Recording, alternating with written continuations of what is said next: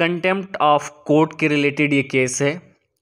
In the matter of Anjay Kumar Pandey AIR 1997 SC 260।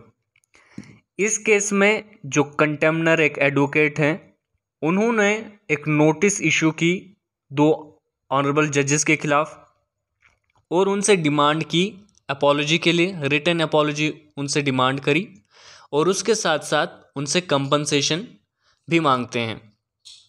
उसके बाद वो एक सब्सिक्वेंटली एक कंप्लेंट फाइल करते हैं additional chief metropolitan magistrate new Delhi court में।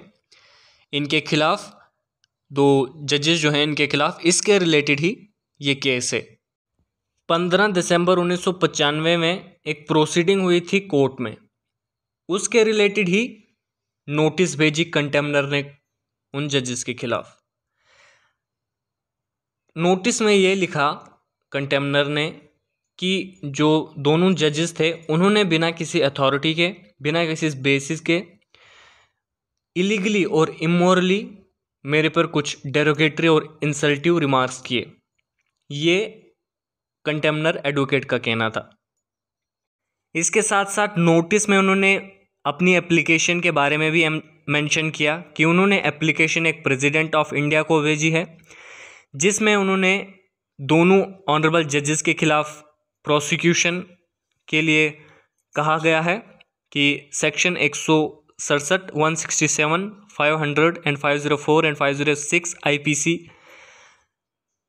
पर इनके अंडर उनके खिलाफ प्रोसिक्यूशन करें और 2 महीने का टाइम भी दिया गया है प्रेसिडेंट को कि वो इस पर अपना सैंक्शन ग्रांट करे, और otherwise he would treat the sanction to have been granted. अगर 2 महीनों में प्रेसिडेंट ने इस पर ग्रांट नहीं किया तो वो ये मानेंगे कि सैंक्शन हो गया है, ग्रांट हो गया है। इसके साथ साथ उन्होंने एक थ्रेट किया ऑनरेबल जजेस को कि अगर वो अनकंडीशनली रिटन अपॉलॉजी नहीं भेजते हैं तो वो इनके खिलाफ क्रिमिनल प्रोसीडिंग इनिशिएट करेंगे। जो भी कॉम्पिटेंट कोर्ट होगा, उस कॉम्पिटेंट कोर्ट में इन दोनों जजेस के खिलाफ क्रिमिनल प्रोसीडिंग करेंगे। उसके बाद ही उन्होंने कंप्लेंट भी फाइल करी सेक्शन 167, 504 और 506 IPC के अंडर। जो एडिशनल चीफ मेट्रोपॉलिटन मजिस्ट्रेट के कोर्ट था, उनके कोर्ट में उन्होंने कंप्लेंट भी फाइल करी और ये कहा कि जो जजेस का कंडक्ट था उसको गुंडाइज्म का नाम दिया, और जस्टिस मिस्टर MK मुखर्जी और जस्टिस डॉक्टर AS आनंद के खिलाफ उन्होंने कंप्लेंट फाइल करी। कोई भी व्यक्ति जो पर्सनली अपीयर हो रहा है या एडवोकेट, दोनों को लिबर्टी है एक्सप्रेशन की कि वो कुछ भी अपनी जो ओपिनियन है वो एक्सप्रेस करें, लेकिन उसके साथ साथ उन पर एक ड्यूटी भी होती है कि वो जो डिग्निटी और डेकोरम होता है कोर्ट का, उसको मेंटेन करें। इस लिबर्टी को इस तरीके से ना लें कि कोई भी बेबुनियाद एलिगेशन वो कोर्ट पे लगा सकें, जुडिशरी पे लगा सकें। इस तरीके से लिबर्टी को नहीं लिया जा सकता। पब्लिक ऑफिस होल्ड करने के दौरान अगर कोई जज को पर्सनली भी अटैक करता है या ऐसा कुछ क्रिटिसिज्म जजेस या जुडिशरी के खिलाफ करता है, बैड ओपिनियन देता है, ऐसा स्टेटमेंट देता है कि जो ट्रू नहीं है, या फिर डिफेमेटरी पब्लिकेशंस करता है कोर्ट के लिए, जजेस के लिए, जो एडमिनिस्ट्रेशन ऑफ जस्टिस में रुकावट पैदा करता है, ये सारी चीज़ें कंटेम्प्ट होगी कोर्ट का। इसके साथ साथ अगर कोई व्यक्ति, कोई कंटेम्नर कोर्ट की अथॉरिटी को चैलेंज करता है, वो जो जजेस की ड्यूटीज़ हैं उसके साथ इंटरफेयर करता है, जुडिशल प्रोसेस या एडमिनिस्ट्रेशन ऑफ जस्टिस के में इंटरफेरेंस करता है, तो उसे भी कंटेम्प्ट माना जाएगा। सेक्शन 2C जो कंटेम्प्ट ऑफ कोर्ट एक्ट 1971 है, उसमें क्रिमिनल कंटेम्प्ट को डिफाइन किया गया है कि पब्लिकेशन आप करते हैं स्पोकन और रिटन एटसेट्रा किसी भी तरीके से, और उसके रिजल्ट में स्कैंडलाइजेस और टेंड्स टू स्कैंडलाइज और लवर और tends to lower the authority of court, और इस रिजल्ट ये रहेगा कि प्रेजुडाइस और interference are tend to interferes with the due course of any judicial proceeding or interferes or tend to interfere with or obstructs or tend to obstruct the administration of justice in any other manner। ये जो definition section 2C में है ये criminal contempt की है। अगर इसमें कोई फॉल करता है तो उसे क्रिमिनल कंटेम्प्ट माना जाएगा। डेफिनेशन जो क्रिमिनल कंटेम्प्ट की है वो काफ़ी वाइड है। इसमें अगर कोई भी व्यक्ति इंटरफेयर करता है एडमिनिस्ट्रेशन ऑफ जस्टिस के साथ और वो अथॉरिटी ऑफ कोर्ट को लोअर करता है, उसे कंटेम्प्ट माना जाएगा। इसके साथ साथ जो एडमिनिस्ट्रेशन ऑफ जस्टिस है ये एक वाइटल स्टेक है, वाइटल इंटरेस्ट है पब्लिक का। तो कोर्ट की ये ड्यूटी बनती है कि जो कम्युनिटी का एक इंटरेस्ट है उसको प्रोटेक्ट करने का। कोर्ट की ड्यूटी बनती है कि जो स्टेक सोसाइटी का स्टेक है, इंटरेस्ट है, उसको प्रोटेक्ट करने की ड्यूटी कोर्ट की बनती है और वो जो इंटरेस्ट है एडमिनिस्ट्रेशन ऑफ जस्टिस है। डीसी सक्सेना ने ऑलरेडी ले डाउन किया था कुछ एक प्रोसीडिंग में जो सिमिलर है इस केस के, कोर्ट ने उसको भी नोटिस में लिया।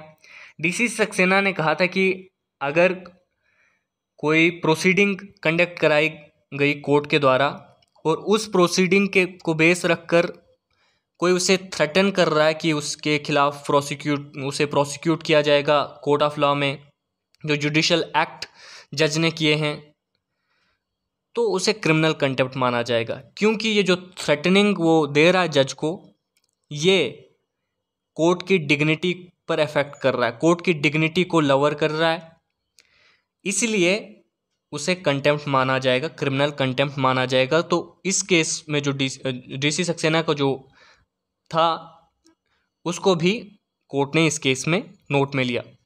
इसके साथ साथ ये भी ऑब्जर्व किया गया कि अगर कोई व्यक्ति जज को ये थ्रेट कर रहा है कि वो उसके खिलाफ कंप्लेंट करेगा, जो भी जुडिशियल प्रोसीडिंग उसने कंडक्ट करी है कोर्ट में, ये एक पॉजिटिव अटेम्प्ट है कि वो इंटरफेयर कर रहा है, जो ड्यू कोर्स है एडमिनिस्ट्रेशन ऑफ जस्टिस का उसमें इंटरफेयर कर रहा है, तो ये इसको कंटेम्प्ट माना जाएगा।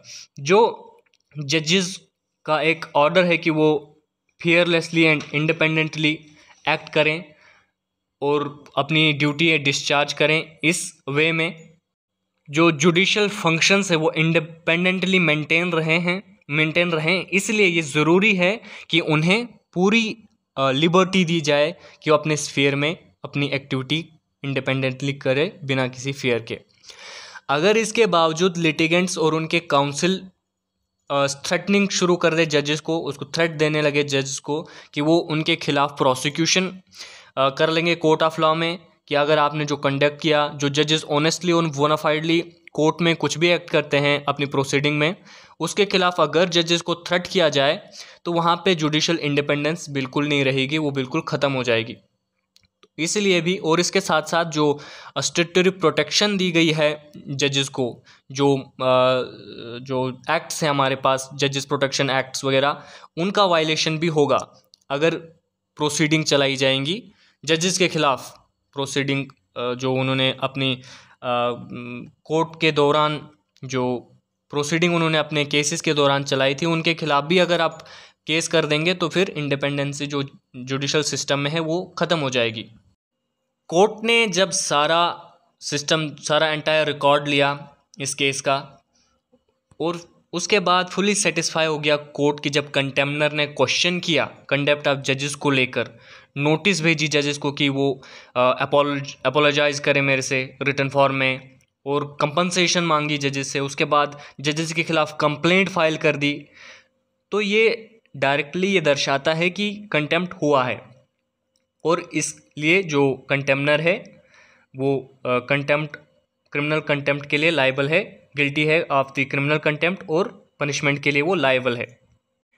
ये सब जब हुआ उसके बाद जो कंटेम्नर थे उन्होंने अनकंडीशनल और अनक्वालिफाइड अपॉलॉजी राइटिंग में दी, और जितने भी उन्होंने वर्ड लिखे थे, ऑब्जेक्शनेबल रिमार्क्स किए थे, सेंटेंस वर्ड जो भी उन्होंने नोटिस में यूज़ किए थे, कंप्लेंट करी थी, वो सारे उन्होंने वापस लिए और अपना रेग्रेट एक्सप्रेस किया उस सब चीज़ पे।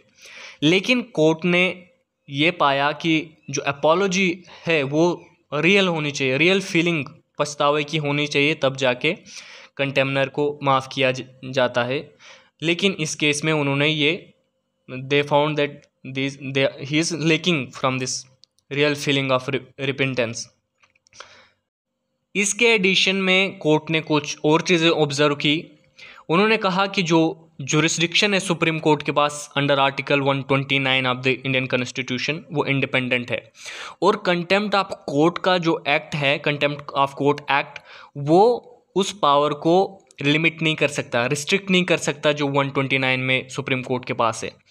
इट मीन्स कि सुप्रीम कोर्ट के पास अब पूरी पावर है कि वो पनिशमेंट कुछ भी दे सकती हैं, और कंटेम्प्ट ऑफ कोर्ट एक्ट उसमें इंटरफेयर नहीं कर सकता। ये भी ऑब्जर्व किया कोर्ट ने इसी केस में।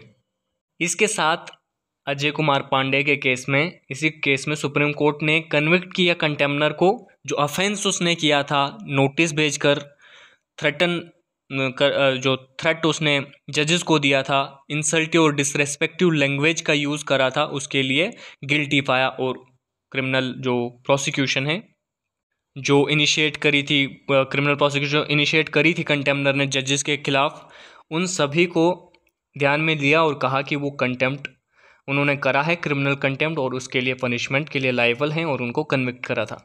ये केस था अजय कुमार पांडे, जिसमें कंटेम्प्ट ऑफ कोर्ट के रिलेटेड ये केस था।